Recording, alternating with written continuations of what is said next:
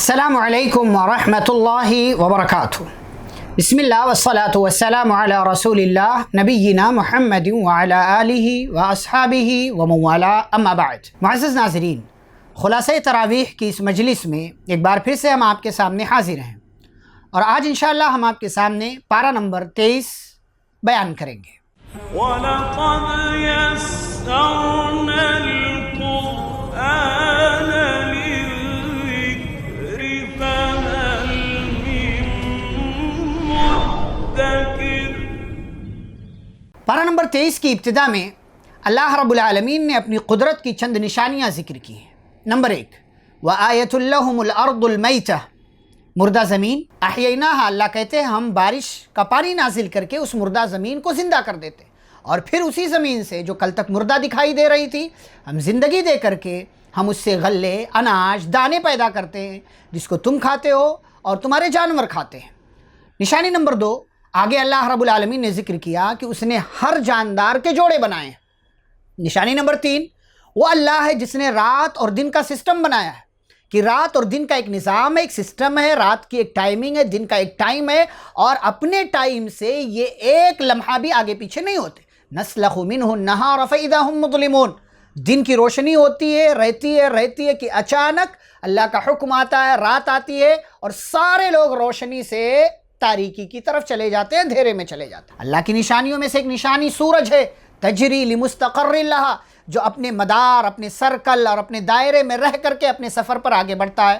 اور سورج کے ساتھ ساتھ چاند ہے، چاند اور سورج کا اپنا نظام سسٹم، سورج دن میں نکلتا ہے، چاند رات میں نکلتا ہے، اور کبھی ایسا نہیں ہو سکتا کہ سورج رات میں نکل جائے، چاند دن میں نکل جائے، ایسا ممکن نہیں ہے۔ کل فی فلک یسبحون، ہر ایک اپنے دائرے، اپنے مدار میں رہ کر کے اللہ رب العالمین کے حکم سے گھوم رہے ہیں، اپنے سرکل میں چل رہے ہیں۔ یہ اللہ کی قدرت کے چند دلائل ہیں، ورنہ کہکشائیں اتنی ہیں، چیزیں اتنی ہیں کہ زمین سے بڑے بڑے اللہ رب العالمین نے سیارے سیارچے بنا رکھے ہیں، گلیکسیاں ہیں، اور دنیا بھر کی چیزیں ہیں جو اللہ کی قدرت اور اس کی نشانیوں پر دلالت کرتی ہیں، اور ہم انسانوں کو پیغام دیتی ہیں کہ اللہ کی وحدانیت کو، اس کی یکتائی کو، اس کے اکیلا ہونے کو قبول کر لو۔ آگے اللہ نے قیامت کا تذکرہ کیا، جب سور میں پھونک مارا جائے گا کیا ہوگا؟ فَإِذَا هُم مِّنَ الْأَجْدَاثِ إِلَىٰ رَبِّهِمْ يَنسِلُونَ، سارے لوگ اٹھ کھڑے ہوں گے اور رب کی طرف بھاگیں گے۔ قَالُوا يَا وَيْلَنَا مَن بَعَثَنَا مِن مَرْقَدِنَا، کہیں گے ہائے افسوس، کس نے ہم کو ہماری خوابگاہ سے اٹھا دیا، کس نے ہم کو یہاں سے اٹھا دیا؟ آواز آئے گی، هَذَا مَا وَعَدَ الرَّحْمَٰنُ، یہی وہ وعدہ ہے جس کا اللہ نے تم سے کیا تھا اور جس کو رسولوں نے سچ بتایا تھا۔ ان کانت الا صیحۃ واحدہ، ایک آواز آئے گی، سارے لوگ رب کی طرف بھاگیں گے، اور سب لوگ اللہ کہتے ہیں ہمارے پاس حاضر ہو جائیں گے، ہماری طرف سے اعلان ہوگا لا تظلم نفس شیئا، آج کے دن کسی پر کوئی ظلم نہیں کیا جائے گا، ولا تجزون الا ما کنتم تعملون، جو کچھ تم دنیا میں کیا کرتے تھے اس کا بدلہ تمہیں یہاں دیا جائے گا۔ پھر اللہ کچھ لوگوں کو ان کے اعمال کی وجہ سے جنت میں داخل کرے گا، اور کچھ لوگوں کو ان کے برے اعمال کی وجہ سے جہنم کے اندر داخل کر دے گا۔ اور جہنمیوں کے بارے میں اللہ نے کہا ہے، مجرموں کے بارے میں کہا ہے کہ ان کے منہ پر ہم مہر لگا دیں گے، ان کے ہاتھ بات کریں گے، ان کے پیر بات کریں گے کہ انہوں نے دنیا میں کیا کیا کام انجام دیے ہیں۔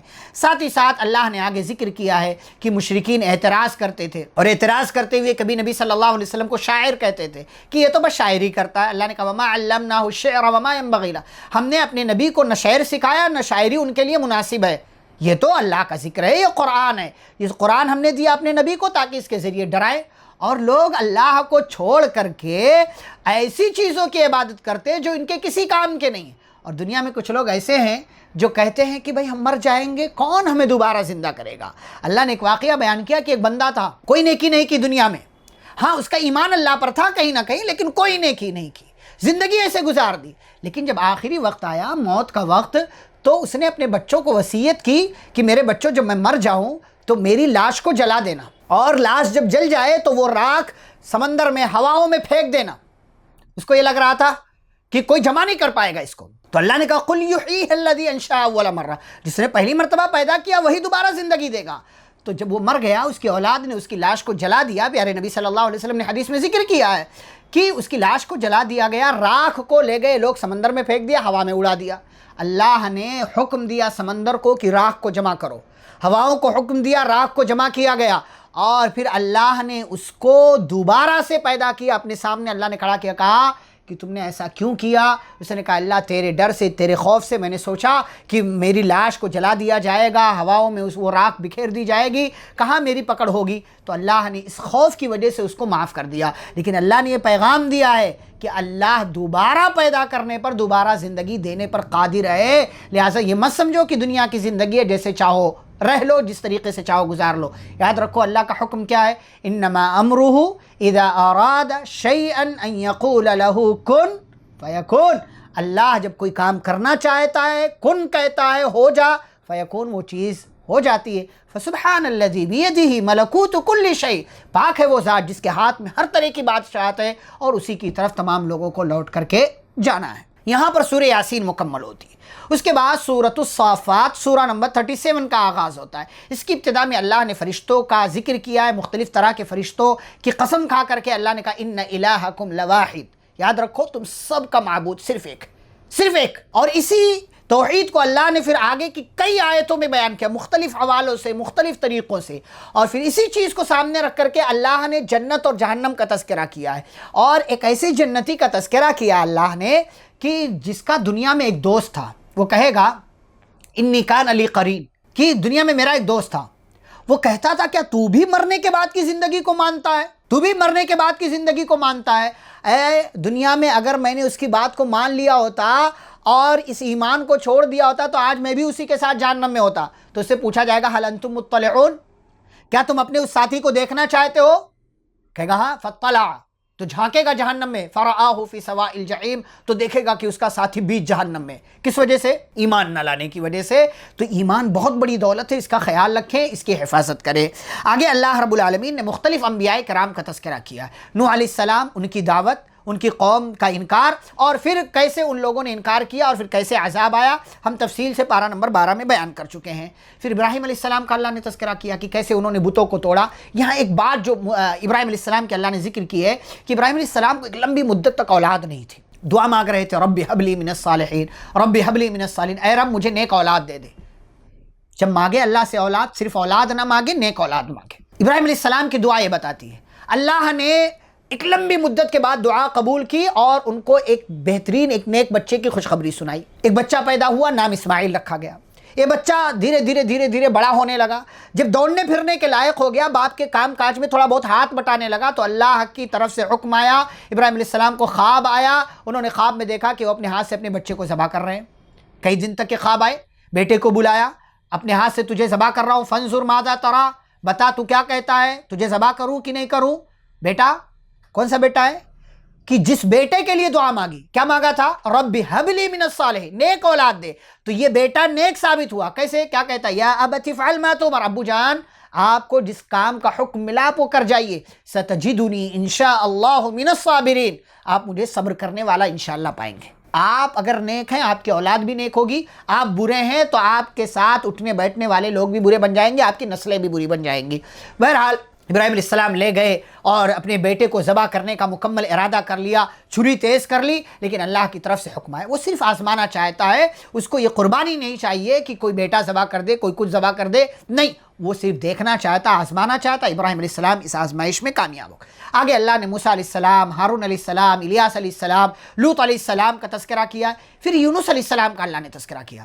یونس علیہ السلام کا اللہ نے ذکر کرتے ہوئے کہا کہ یونس علیہ السلام جب اپنی قوم سے بھاگے, ایک بھری ہوئی کشتی میں پہنچے. اس کشتی کو جو ہے ایسا فیصلہ ہوا کہ یہ کشتی ڈاواں ڈول ہو رہی ہے, یہ جو ہے ڈوب جائے گی, تو اس کا وزن کم کیا جائے. تو قرآن نازل کی گئی, یونس علیہ السلام کا نام آیا, پھینک دیا گیا. اللہ نے یہاں کیا بات بیان کی, وہ مچھلی کے پیٹ میں تو گئے اللہ کے حکم سے, لیکن اللہ کہتے ہیں مچھلی کے پیٹ میں اگر وہ تسبیح نہ بیان کرتے, فلولا انہ کان من المسبحین, اگر وہ مچھلی کے پیٹ میں اللہ کی تسبیح نہ بیان کرتے تو کیا ہوتا, للبث فی بطنہ الی یوم یبعثون, قیامت تک مچھلی کے پیٹ میں پڑے رہتے, کوئی نکالتا نہیں. کیا پتہ چلا, مصیبت میں ہو تو اللہ کو یاد کریں, مصیبت میں ہو اللہ کی تسبیح بیان کریں، مصیبت میں ہو اللہ کی توحید کا اعلان کرے اور اس توحید کا واسطہ دے کر کے اللہ سے اس مشکل سے نکلنے کی دعا مانگے، اللہ نکالے گا۔ اس کے بعد اللہ نے ایک مشرکین مکہ کا اور ایسے لوگوں کا ایک عقیدہ ذکر کیا ہے کہ یہ لوگ فرشتوں کے بارے میں کہتے ہیں فرشتے اللہ کی بیٹیاں ہیں۔ یہ بیٹیاں کیسے آئیں؟ نعوذ باللہ۔ تو یہ بھی کہتے ہیں کہ اللہ نے سردار جناتوں کی بیٹیوں سے تعلق قائم کیا، اس کے نتیجے میں یہ بیٹیاں یعنی فرشتے پیدا ہوئے۔ اللہ کہتے ہیں وَجَعَلُوا بَيْنَهُ وَبَيْنَ الْجِنَّةِ نَسَبًا، کہ لوگوں نے اللہ کے اور جناتوں کے درمیان ایک خاندانی تعلق بنا دیا۔ وَلَقَدْ عَلِمَتِ الْجِنَّةُ إِنَّهُمْ لَمُحْضَرُونَ سبحان اللہ عما یصفون۔ اللہ ان تمام چیزوں سے پاک ہے، اللہ کو ان تمام چیزوں کی ضرورت نہیں ہے۔ اور پھر ساتھ ہی اللہ نے الٹیمیٹم دیا کہ ایسے تمام عقیدوں سے، ایسی تمام طرح کی سوچ، خیالات اور چیزوں سے اپنے آپ کو دور رکھو۔ اس کے بعد سورہ صاد کا آغاز ہوتا ہے، سورہ نمبر 38۔ اس کی ابتدا میں اللہ نے قرآن کا تذکرہ کیا اور یہ بات ذکر کی ہے کہ پیارے نبی صلی اللہ علیہ وسلم نے جب مکہ کے مشرکین کو ایک اللہ کی طرف بلایا تو مکہ کے مشرکین تو 360 بتوں کی عبادت کرتے تھے جو خانہ کعبہ میں رکھے ہوئے تھے۔ وہ کہنے لگے اجعل الآلہۃ الہا واحدا، کیا ہم ان سارے معبودوں کو ایک معبود بنا دیں؟ ان ھذا لشیء عجاب، یہ تو بڑی عجیب و غریب بات ہو جائے گی، یہ بڑی عجیب و غریب بات۔ تو اس وجہ سے انہوں نے پیارے نبی صلی اللہ علیہ وسلم کی بات کو، دین کو قبول نہیں کیا۔ اللہ نے کہا کہ ان لوگوں کو سمجھنا چاہیے کہ یہی غلطی پہلے کے لوگ بھی کر رہے تھے، قوم عاد، قوم سمود، قوم نوح۔ اللہ نے کیا کیا؟ ان کو ہلاک و برباد کر دیا، اللہ انہیں بھی ہلاک و برباد کر دے گا۔ آگے اللہ نے سلیمان علیہ السلام کا، داؤد علیہ السلام کا تذکرہ کیا ہے اور پھر سلیمان علیہ السلام کے تذکرے میں اللہ نے ایک بات بیان کی کہ سلیمان علیہ السلام بہت بڑے نبی تو تھے ہی، رسول تھے ہی، اس کے ساتھ ساتھ بادشاہ بھی تھے اور بادشاہت کی دعا مانگی انہوں نے۔ ہمارے ہاں لوگ ملوکیت کو حرام کہتے ہیں، بادشاہت کو حرام کہتے ہیں۔ انہوں نے اللہ سے بادشاہت کی، رب هب لی ملکا لا ينبغی لأحد من بعدی، اے میرے رب مجھے ایک ایسی بادشاہت دے دے جو میرے بعد کسی اور کے حصے میں نہ آئے۔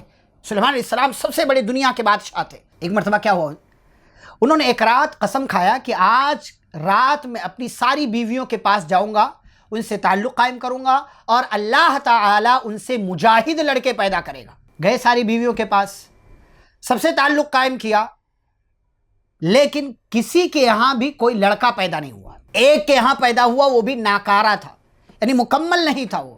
کیوں ایسا ہوا؟ پیارے نبی صلی اللہ علیہ وسلم نے حدیث کے اندر بیان کیا ہے کہ انہوں نے انشاءاللہ نہیں کہا تھا۔ اگر انشاءاللہ کہا ہوتا فائدہ یہ ملتا کہ ساری بیویوں سے اللہ اولاد پیدا کرتا اور وہ سارے کے سارے مجاہد ہوتے اللہ کے راستے میں جاتے جہاد کرنے کے لیے۔ تو یہ انشاءاللہ نہ کہنے کا نقصان ہے، آپ کہہ لیں انشاءاللہ تو اس کا فائدہ آپ کو ملے گا۔ اس کے بعد اللہ رب العالمین نے ایوب علیہ السلام کا تذکرہ کیا، ان کی بیماری، ان کی دعا، ان کا صبر کرنا اور پھر اس بیماری کا خاتمہ، اللہ نے ساری باتیں ذکر کی ہیں۔ پھر اپنے نبیوں کا اللہ نے مختصر تذکرہ کیا، اسماعیل علیہ السلام، اسحاق علیہ السلام، یعقوب علیہ السلام اور دیگر نبیوں کا۔ پھر اللہ نے ابلیس کا تذکرہ کیا، آدم علیہ السلام کی پیدائش اور ابلیس کی نافرمانی، فرشتوں کا سجدہ، یہ تمام چیزیں اللہ نے ذکر کی ہیں جس کو اس سے پہلے بھی ہم کئی موقعوں پر تفصیل کے ساتھ آپ کے سامنے ذکر کر چکے ہیں۔ یہاں پر سورہ صاد مکمل ہوتی ہے، اس کے بعد سورۃ الزمر کا آغاز ہوتا ہے۔ زمر، زمرہ کی جمع ہے، زمر کا مطلب ہوتا ہے گروپ، گروہ۔ اس کا تذکرہ آگے آئے گا جو پارہ نمبر 24 میں انشاءاللہ وہاں ہم بیان کریں گے کہ کیوں زمر اس سورہ کو کہا جاتا ہے، تو اسی کے نام پر یہ سورہ ہے۔ اس کی ابتدا میں اللہ نے پہلے تو قرآن کا تذکرہ کیا، پھر اللہ نے یہ کہا کہ اللہ کی عبادت کرو، کیسے؟ خلوص کے ساتھ، اخلاص کے ساتھ، مکمل خلوص، صرف اللہ کے لیے عبادت کا جو بھی کام کرو وہ صرف اللہ کے لیے کرو، اس لیے کہ اللہ ہی نے تمہارے لیے ساری چیزوں کا انتظام کیا۔ پھر اپنی کئی ایک ساری نعمتیں اللہ نے ذکر کی، اور ایک نعمت ذکر کرتے ہوئے اللہ نے کیا کہا جانتے ہیں؟ اس اللہ نے تمہیں بنایا، تم اپنی ماں کے پیٹ میں تھے، 3 اندھیروں میں تھے، 3 اندھیروں میں تھے تم، اور اللہ نے اسی اندھیرے میں تمہیں بنایا، تمہاری آنکھ، تمہارا ہاتھ، تمہاری انگلیاں، تمہارے ناخن، تمہارے پیر، تمہارے کان، تمہاری ساری چیزیں۔ انسان کو کوئی بھی کام کرنے کے لیے روشنی کی ضرورت پڑتی ہے، روشنی نہ ہو، اندھیرا ہو، انسان کوئی کام نہ کر پائے، لیکن اللہ کو نہ روشنی کی ضرورت ہے نہ کسی اور چیز کی ضرورت ہے، یہ اس کا پاور۔ ذالکم اللہ ربکم، وہی اللہ تمہارا رب، لہ الملک، اسی کی بادشاہت ہے، لا الہ الا ہو، اس کے سوا کوئی سچا معبود نہیں۔ فانا تصرفون، کہاں جا رہے ہو، کہاں بھاگ رہے ہو؟ اگر کفر کرو گے تو اللہ بے نیاز ہے، اور اگر شکر کرو گے تو اللہ تم سے راضی ہو جائے گا، تم سے خوش ہو جائے گا۔ پھر علم کی فضیلت اللہ نے بیان کی، فرمایا علم والے اور بنا علم والے، قل هل يستوي الذين يعلمون والذين لا يعلمون، عالم اور جاہل دونوں برابر نہیں ہو سکتے، لہٰذا علم حاصل کرو، علم آپ کو دنیا کی چیزوں کی سمجھ عطا کر دے گا۔ اور یاد رہے زندگی میں مشکلات آئے، پریشانیاں آئیں تو صبر کرو، اس لیے کہ انما یوفی الصابرون اجرہم بغیر حساب، صبر کرنے والوں کو قیامت کے دن ان کے صبر کا پورا پورا بدلہ دیا جائے گا، اتنا دیا جائے گا کہ گنا بھی نہیں جائے گا، گنا بھی نہیں جائے گا۔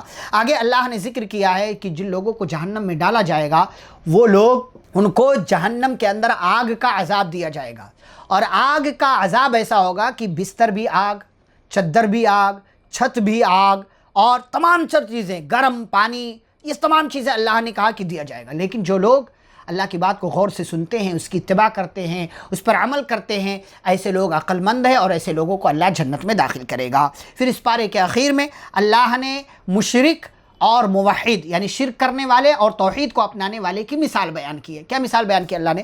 فرمایا ایک بندہ ایسا ہے کہ جو غلام ہے اور اس کے کئی ایک مالک ہیں، اور ایک بندہ ہے جس کا صرف ایک مالک ہے، اور وہ بندہ جس کے کئی مالک ہیں، وہ سارے مالک آپس میں لڑتے ہیں کہ یہ میرا کام کرے گا، یہ میرا کام کرے گا، یہ میرا، اور وہ بیچارہ پریشان رہتا ہے کہ میں کس کا کام کروں، کس کو خوش کروں۔ لیکن جس کا صرف ایک مالک ہے اس کو کچھ دیکھنے کی ضرورت نہیں، مالک نے جو کہا وہ کرے گا، مالک نے کچھ نہیں کہا تو نہیں کرے گا۔ یہی مثال ایک توحید والے کی ہے، ایک شرک والے کی۔ توحید والے کی مثال جس کا صرف ایک مالک یعنی اس کا صرف ایک معبود ہے، ایک رب ہے، ایک خالق ہے، ایک پیدا کرنے والا ہے، لیکن ایک بندہ وہ ہے جو اس کو بھی مانتا ہے، اس کو بھی مانتا ہے، اس کو بھی مانتا ہے، وہ شرک کرنے والا، وہ کبھی بھی کسی کو راضی نہیں کر سکتا اور اس کے دل کو خود اطمینان نصیب نہیں ہوگا۔ اللہ نے فرمایا هل یستویان مثلا، کیا یہ توحید والا اور یہ شرک والا یہ دونوں برابر ہیں؟ الحمدللہ بالکل برابر نہیں ہے، تمام تعریف اللہ کے لیے۔ ایک عقیدہ اللہ نے ذکر کیا، آخری بات اس پارے کے حوالے سے اللہ نے کہا انک میت وانہم میتون۔ عقیدہ کیا ہے؟ پیارے رسول صلی اللہ علیہ وسلم کی وفات ہو چکی ہے، آپ کو بھی اس دنیا سے آپ کو جانا پڑا، آپ کی وفات ہوئی، آپ کا انتقال ہوا، اور اسی وجہ سے صحابہ کرام نے آپ کو غسل دیا، اسی وجہ سے آپ کی قبر بنائی گئی، اور اسی وجہ سے آپ کو اس قبر میں اس لحد میں ڈال دیا گیا۔ یہ صحابہ کا بھی عقیدہ ہے، یہ قرآن بھی کہتا ہے، یہی حدیث بھی کہتی۔ اگر کوئی پیارے نبی صلی اللہ علیہ وسلم کی وفات کا عقیدہ نہیں رکھتا اور کہتا نبی زندہ ہیں، تو ایسی صورت میں وہ اپنا عقیدہ چیک کرے، اس کے عقیدے میں گڑبڑی ہے، گویا کہ وہ قرآن نہیں مانتا، وہ حدیث نہیں مانتا، اور وہ صحابہ کو نہیں مانتا۔ اللہ ہمیں اپنے عقائد کی اصلاح کرنے کی توفیق عطا فرمائے، آمین۔ صلی اللہ علیہ نبی الکریم، والسلام علیکم ورحمۃ اللہ وبرکاتہ۔